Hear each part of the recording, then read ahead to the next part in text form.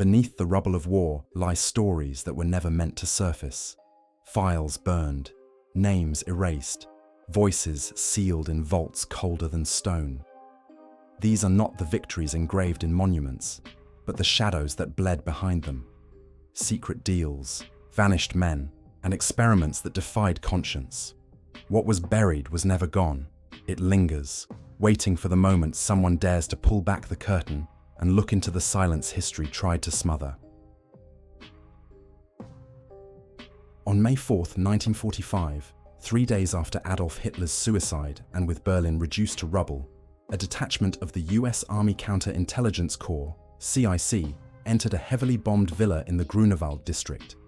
The house, once requisitioned by the SS Weapons Office, contained a fire-damaged safe. When opened, investigators found a bundle of files marked with the Reichsadler stamp and a cryptic designation: Projekt Morgenstern. The documents were hurriedly translated by attached intelligence linguists.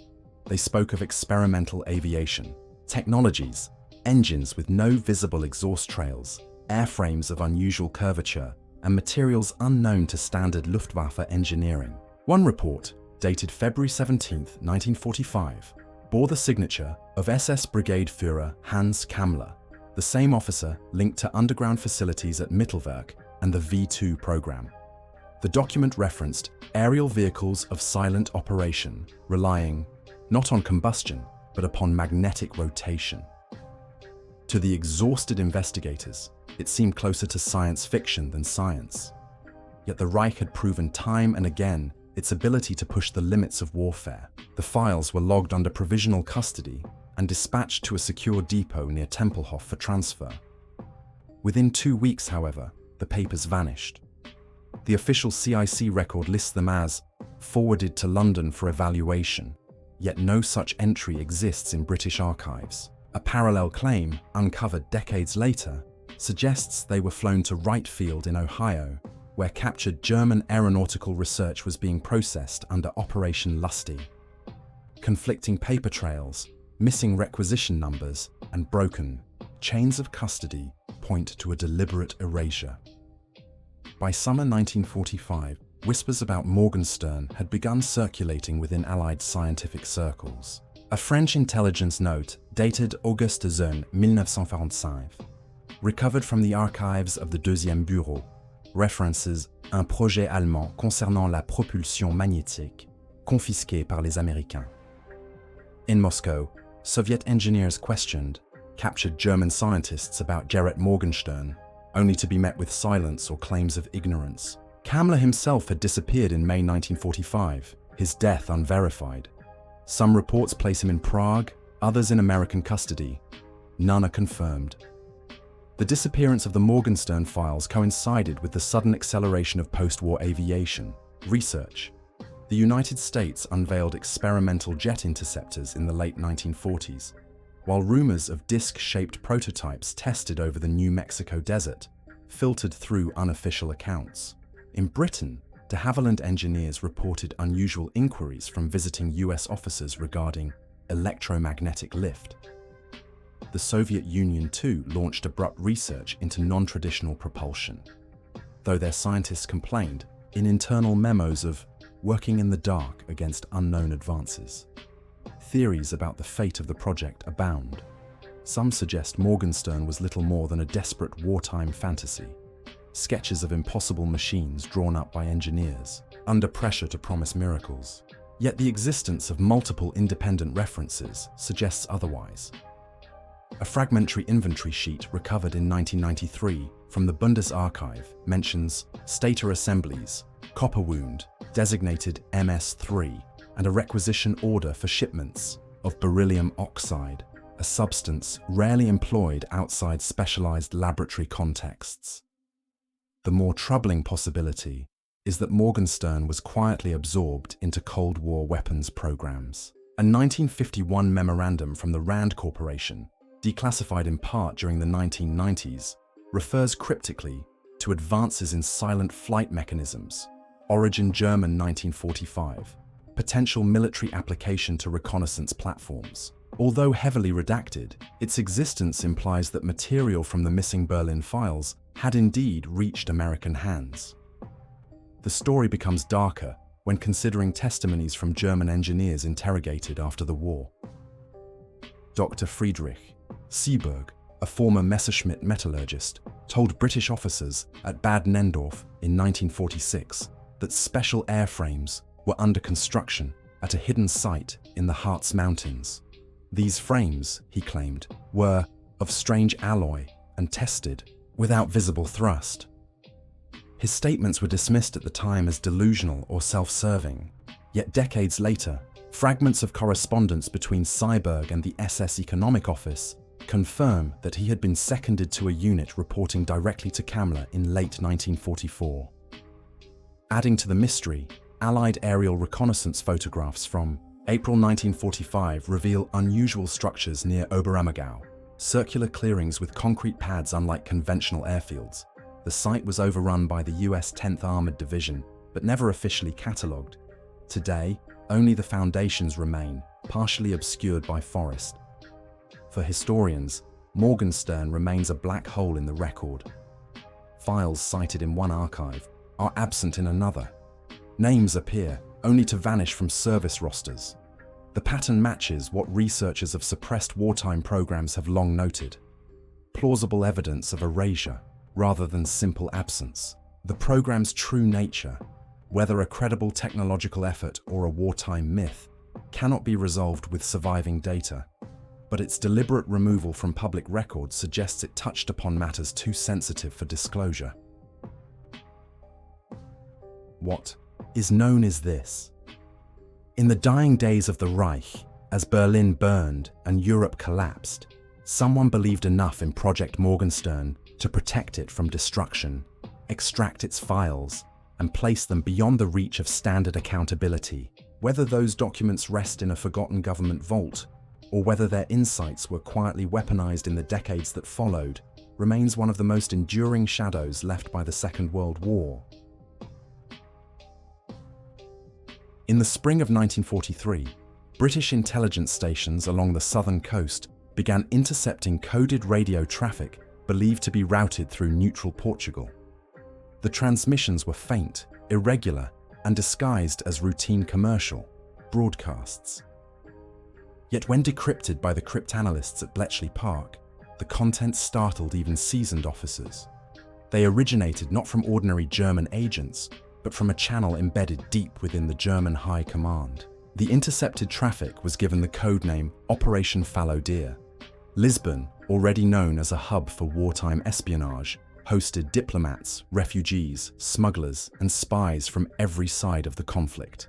Within its cafes and hotels, the war played out in whispers and coded exchanges. According to the decrypted fragments, shipments labeled as consular goods were moving through the port under diplomatic cover, escorted by neutral couriers. The manifests, however, did not correspond to official German records. Somewhere within the Reich's logistics network, someone was diverting cargo whose nature has never been publicly revealed. The declassified portions of the Fallow decrypts indicate three things. First, that a senior figure in Berlin was authorizing the shipments. Second, that the goods were of military importance. And third, that elements within the Abwehr and possibly the SS were aware but unable to halt them. The material vanished into neutral hands, sometimes disappearing, into the black market, sometimes resurfacing briefly in Spain, and often vanishing altogether. Whether these were weapons, industrial blueprints, or even prisoners of interest remains unknown. The operation was run out of a small signals unit attached to Hut 6 at Bletchley, working closely with SIS officers in London. According to a memorandum dated July 1943, the transmissions were deemed too sensitive for wide distribution. Instead, a small circle of officers were cleared, among them Brigadier Stuart Menzies, the head of MI6. In the margins of one report, Menzies scribbled in pencil, "Dangerous, source compromised," or "ours."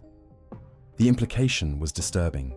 If the signals were not genuine enemy transmissions, they may have originated from a British-run channel inside the Reich, one that risked exposure by careless handling. The last, decrypted message, intercepted on September 18, 1943, contained only a single sentence: "The deer is cornered." Hours later, the transmission frequency went silent. No further signals were ever received. Within days, two of the couriers in Lisbon, both known intermediaries between Axis and neutral contacts, were found dead under unexplained circumstances. One drowned in the Tagus River, the other strangled in a pension near Rossio Square. Portuguese police recorded them as deaths of undetermined cause. Following the silence, British records show a sudden tightening of secrecy. All fallow deer files were reclassified under the highest level of restriction and dispersed across separate vaults. Years later, researchers would find blank spaces in the archives, missing signal logs, absent decryption sheets, and shredded teleprinter rolls. Even at Bletchley, where redundancy was standard, entire folders disappeared. An internal memo dated November 1945, filed by the Government Code and Cipher School, admitted irretrievable gaps in the fallow deer collection. No explanation was provided. Hints of the affair re-emerged during the Cold War. In 1962, a retired Portuguese intelligence officer, interviewed in Paris, recalled seeing British agents remove crates from the Lisbon consulate under cover of night. He claimed the crates contained German military files, though he could not confirm their origin. Around the same time, a declassified CIA cable referred obliquely to an Anglo-German clandestine arrangement during the Lisbon operations, suggesting that the Americans too had inherited scraps of the fallow deer puzzle. Theories proliferated. Some argue fallow deer was a covert trade, German officials funneling sensitive materials to the Allies in exchange for post-war immunity. Others believe the shipments were part of a financial operation, smuggling gold or industrial patents through neutral Portugal before the Reich collapsed. A darker possibility is that it represented the quiet extraction of war criminals and scientists, disguised as cargo transfers long before the more formal post-war rat lines took shape. No definitive proof has surfaced, yet tantalizing fragments remain. A surviving British logistics report from September 1943 lists 12 wooden containers, origin Berlin, consigned Lisbon. The description column is blank. The report ends with a stamped annotation: held pending decision, FD. Another fragment, discovered in Portuguese archives in 1987, mentions a British subject travelling under false papers associated with the English legation, meeting with German representatives in Estoril regarding maritime shipments. His identity is still unknown. What is certain is that Operation Fallow Deer represented one of the war's most carefully concealed intelligence episodes. Neutral Lisbon provided the perfect stage for covert exchanges, but the secrecy extended far beyond wartime necessity.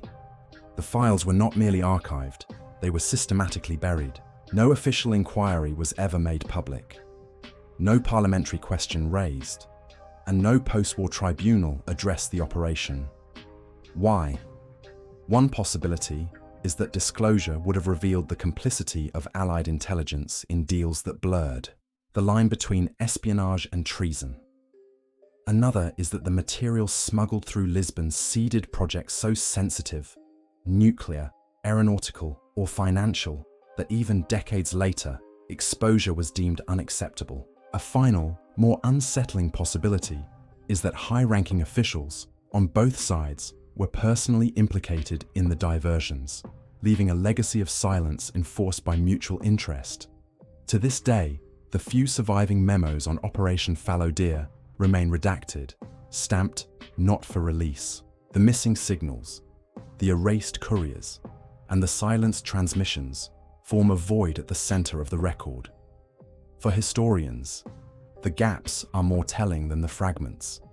Somewhere between Berlin and Lisbon, between the Reich and the Allies, an arrangement took place, one that neither side has ever wanted the world to fully understand. On January 24, 1945, as Soviet forces closed on Kraków, Red Army scouts of the 60th Army stumbled upon a derailed German supply train near the village of WWII. Expecting ammunition or looted art, They instead found something more unsettling: sealed crates marked with the insignia of the SS Ahnenerbe, the Reich's shadowy research institute. Inside were human remains, field journals, surgical implements, and strange containers filled with preserved specimens. To the exhausted Soviet infantrymen, it appeared to be evidence of Nazi medical experiments. Yet the discovery was immediately seized upon by the NKVD, who arrived within hours and declared the site classified. Official Soviet reports listed the cargo simply as scientific materials, priority. Witnesses recalled NKVD officers photographing the contents before loading everything onto trucks bound for Moscow. Soldiers on site were ordered to silence, and their unit logs were amended to state that the train contained only miscellaneous technical archives. The secrecy was unusual even by Soviet standards, raising suspicion among local commanders. By February, the train and its contents had disappeared entirely into the labyrinth of Soviet special collections. Decades later, fragments of testimony began to surface. A declassified Soviet medical report dated 1946 describes evidence of experimental procedures on human tissue consistent with biological agent exposure. The report was unsigned, its cover sheet stamped Osobo Sekretno, top secret. An accompanying note claimed the experiments had been conducted on prisoners in occupied Poland in late 1944, possibly in underground facilities near Lwów. The objective, it suggested, was not surgical innovation, but weaponization. Controlled exposure to pathogens intended for deployment against advancing Red Army formations. Survivor accounts from Kraków support this possibility. Residents recalled rumors of SS convoys moving through the region in the autumn of 1944, guarded by units of the 5th SS Panzer Division, Wiking. Locals spoke of trucks delivering prisoners to makeshift camps on the outskirts of forests, from which few returned. At the time, such stories were dismissed as part of the general horror of occupation. In retrospect, they align disturbingly with the artifacts found aboard the derailed train. The Ahnenerbe's involvement adds another layer of darkness. Ostensibly founded for cultural research, the institute became notorious for pseudoscientific and occult studies under Heinrich Himmler's patronage. Yet by 1943, evidence shows it had expanded into applied research for the war effort, anthropological experiments, high-altitude survival tests, and, increasingly, biological warfare. Documents captured by the Allies after the war mention Sonderauftrag Krakow, Special Assignment Kraków. But the files are incomplete, with entire sections missing or destroyed. Whether the derailed train represented the remnants of this assignment is uncertain. What became of the train's contents remains the most enduring mystery. In the 1950s, Soviet defectors hinted that the materials had been transferred to biopreparat facilities, where the USSR conducted its own clandestine biological weapons research. Western intelligence agencies, reviewing these claims, noted that Soviet research in the 1960s suddenly advanced in areas corresponding to diseases allegedly studied by the Nazis. Some historians argue this was mere coincidence. Others believe the Ahnenerbe files provided a grim foundation for decades of covert Soviet experimentation. Polish archives add chilling detail. In 1991, a newly opened collection contained a German requisition form from October 1944, listing 12 crates, biologische Proben, consigned to SS Ahnenerbe Kraków. A note at the bottom, initialed by an officer identified only as Dr. M, stated that the crates were to be transported in case of evacuation east. The date corresponds almost exactly with the period in which the train was later abandoned. No corresponding arrival record exists. Efforts to trace the fate of the human remains have been futile. The Soviet Union never acknowledged possession of them, and no remains were ever returned to Poland for burial or investigation. Families of those believed to have vanished in late 1944 received no official confirmation of their relatives' fate. To this day, the number of victims connected to the Ahnenerbe train is unknown. Western scholars who gained limited access to Russian military archives in the 1990s reported a tantalizing clue. An NKVD inventory listing biological dossiers. Origin Kraków, 14th of January 1945. The entry bore a redacted reference number and no follow-up notes. When researchers requested further access, the files were suddenly reclassified. Russian officials later claimed the entry had been a clerical error, yet the timing, location, and terminology aligned too closely with the captured train to dismiss. The implications are grave. If the train did contain evidence of Nazi biological warfare programs, then both the Soviets and possibly the Allies were aware and chose to suppress it. No such material was ever presented at the Nuremberg trials, despite ample opportunity. Instead, the tribunal focused on documented atrocities at Dachau, Ravensbrück, and other camps. The absence of the Ahnenerbe material suggests an intentional omission, perhaps to prevent questions about how the evidence was later exploited. Eyewitnesses, now few in number, continue to raise questions. In a 1983 interview, a former Red Army sergeant described watching NKVD men struggle to lift a lead-lined container from the wrecked train. The crate, he recalled, was marked with a biohazard symbol unfamiliar to him at the time. They treated it like gold, he said, but they were afraid of it, afraid to even touch it. His account matches later claims that certain containers were rushed to Moscow under armed escort, without inventory or medical inspection. The story of the Ahnenerbe train has since become a shadow in European memory, part rumor, part suppressed fact. For the victims, it represents another layer of erased history. Lives taken not only by war, but by experiments buried in secrecy. For historians, it raises disturbing questions about the Cold War. To what extent did the great powers inherit and conceal the darkest legacies of the Reich? And perhaps most unsettling of all, what remnants of those experiments still lie hidden, locked in vaults, or worse, absorbed into research programs whose origins remain obscured behind the stamp of Osobo Sekretno? In January 1952, as Cold War tensions mounted, a temporary US Air Force research detachment was established in the Bavarian Alps. Officially, the mission was listed as Communications Survey, but the unit operated under the codename Projekt, Silver Cross. Its objective, according to surviving fragments of correspondence, was to locate and secure abandoned Nazi communication bunkers, rumored to contain unreleased reels of magnetophone tape, recordings of wartime Enigma traffic that had escaped Allied interception. The mission promised more than just history. Hidden transmissions might reveal compromised agents, lost assets, or entire intelligence networks the Allies had never admitted to running. The detachment, composed of 24 officers and enlisted men, was stationed near Garmisch-Partenkirchen, in former Wehrmacht barracks commandeered by the US Army of Occupation. Their orders, signed by Brigadier General Charles P. Cabell, Deputy Director of Intelligence, emphasized absolute secrecy. The team's cover story involved winter training exercises.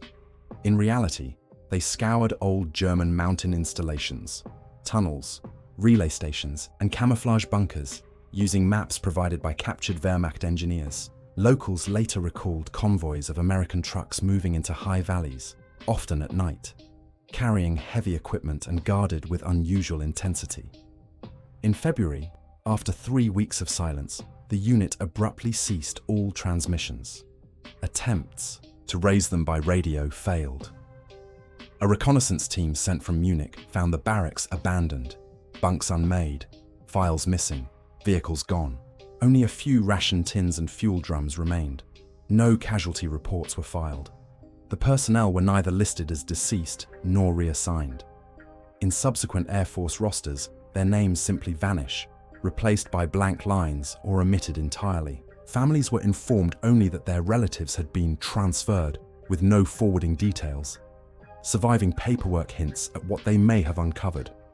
A requisition order dated February 9, 1952, authorizes the transport of audio tape, reels, magnetic, origin, 1944, Oberammergau sector. The order was stamped with a classification code higher than standard NATO procedures, reserved for atomic research. Why reels of audio traffic were considered so sensitive remains unexplained. One theory is that the recordings contain decrypted material proving that Allied code-breaking successes in World War II went far deeper than publicly admitted, and that certain governments had been allowed to operate under false security even after the war. The missing tapes themselves are the central mystery. Magnetophone technology, pioneered by the Germans, produced recordings of unprecedented fidelity. If indeed Enigma traffic had been captured onto such media, it would represent an archive of unfiltered wartime intelligence, potentially exposing double agents, secret negotiations, or even clandestine Allied operations that contradicted official or history. A classified Rand Corporation memo from 1953 refers obliquely to archival audio holdings, non-releasable due to source exposure, Bavarian acquisition. While heavily redacted, the memo places the Silver Cross episode in chilling perspective. Whatever the unit found, it was deemed too dangerous to acknowledge. Eyewitness testimony deepens the enigma. A Bavarian farmer interviewed in 1978 recalled seeing American soldiers load heavy crates into trucks near Ettel Monastery, close to the rumored location of a wartime signal relay. The convoy, he claimed, moved out under storm conditions, escorted by armed jeeps. Days later, the same farmer found the entrance to the bunker dynamited shut, with fresh concrete poured over the blast site. His description matches Soviet-era reports of similar Allied demolition tactics used to seal sensitive sites. The fate of the personnel remains one of the most troubling aspects. Not a single death certificate, casualty telegram, or reassignment order has been located. Inquiries by families in the 1960s were met with silence or evasions. Declassified FBI files reveal that at least 3 widows attempted to sue for information, only to have their cases dismissed on grounds of national security. The implication is that the men were not killed, but absorbed into programs requiring their permanent disappearance from public record. In 1992, an anonymous document surfaced in Germany, purportedly an Air Force after-action report. It contained a single paragraph. Objective located, materials secured, personnel transferred, under condition of indefinite classification. Recommend full redaction of project history. The document was never authenticated, but its language aligns with Cold War-era protocols for handling compromised operations. Soviet archives, opened briefly in the 1990s, also contain a curious reference. An intercepted US cable from February 1952 describes mountain recovery operation, unexpected complications. The context is missing, but the KGB analysts who filed the cable underlined the phrase unexpected complications 3 times. Whether this indicates confrontation with Soviet agents, discovery of politically dangerous material, or simply operational failure is unknown. What Project Silver Cross truly unearthed in the Bavarian Alps may never be revealed.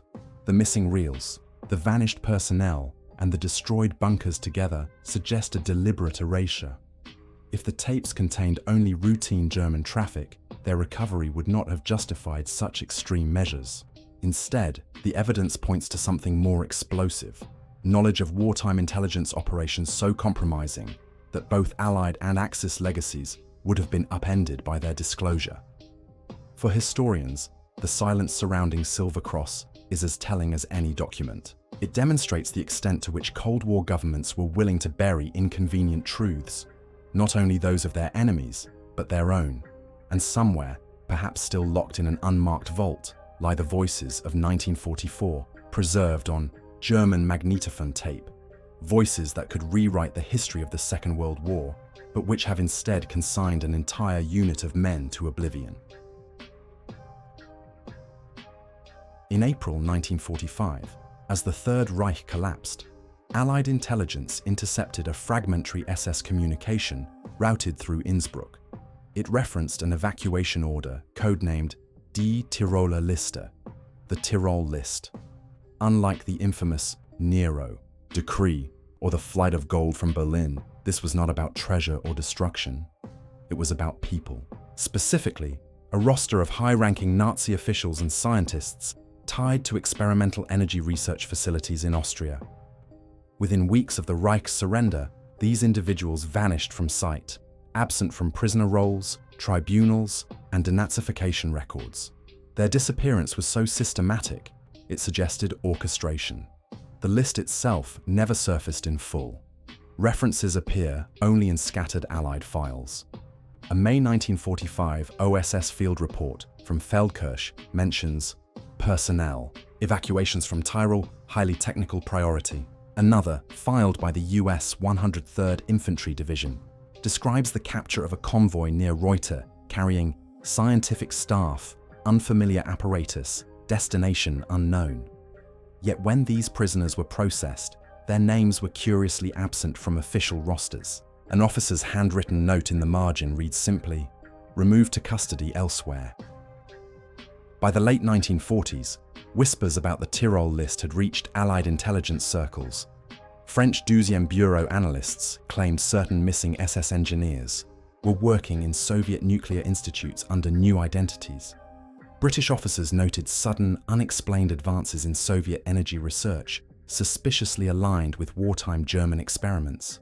Meanwhile, in the United States, Operation Paperclip publicly brought rocket scientists into American labs. But privately, other names disappeared without acknowledgement. These figures never appeared in declassified paperclip rosters, yet their expertise shows up in patents filed by American defense contractors in the 1950s. The Austrian connection is central.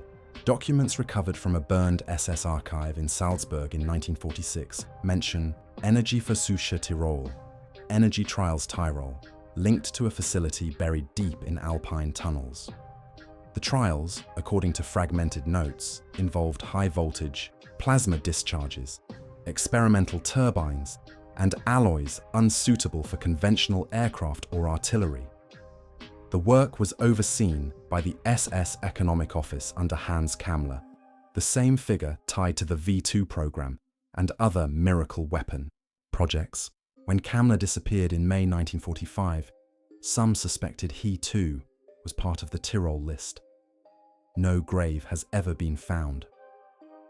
Testimony collected decades later reinforces the shadows. In 1968, a retired Austrian railway worker recalled shunting sealed wagons out of Innsbruck in late April 1945. The wagons, guarded by SS troops, were marked only with medical insignia. He remembered one officer telling him, "This train is not for Berlin, it is for after." The phrase haunted him until his death. His account matches intelligence intercepts noting special transports moving south into Italy before the 8th German surrender. From there, the routes split, some west towards Switzerland, others disappearing into the chaos of northern Italy's collapsing front lines.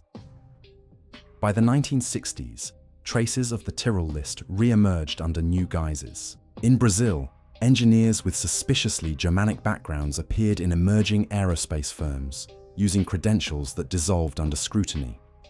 In the Soviet Union, obscure scientists with no pre-1947 records suddenly held senior posts in nuclear research facilities near Tomsk.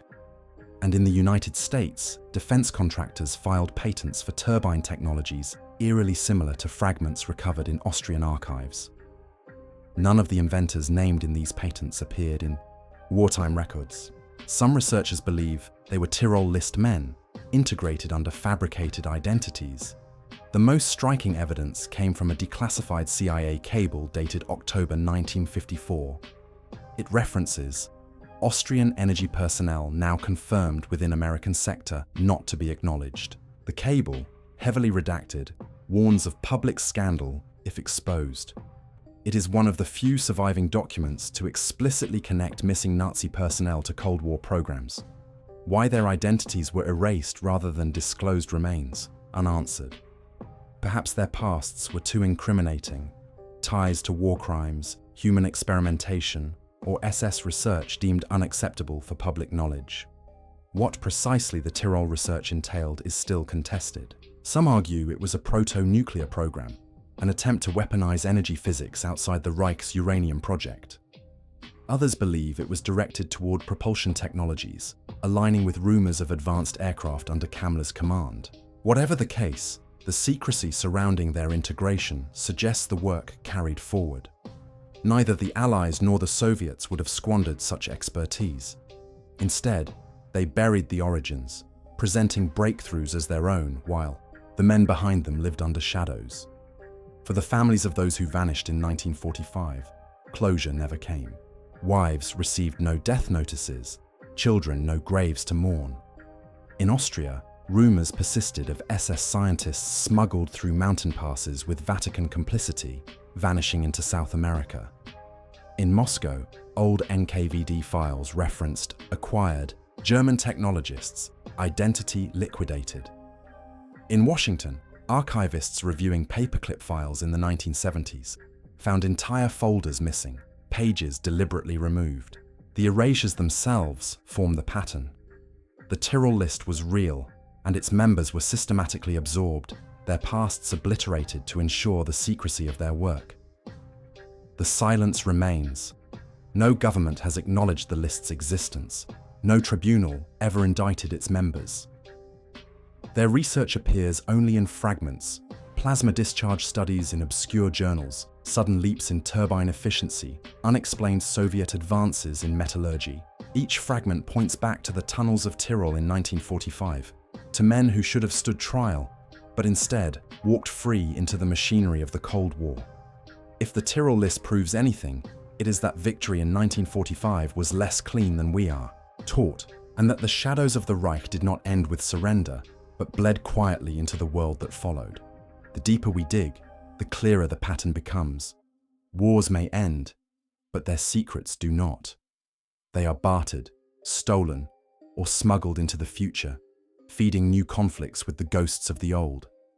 Every vanished train, every sealed bunker, every redacted file is less a mystery than a warning that the truth was never destroyed, only hidden, and the shadows that remain still reach for us from beneath the dust of forgotten battlefields.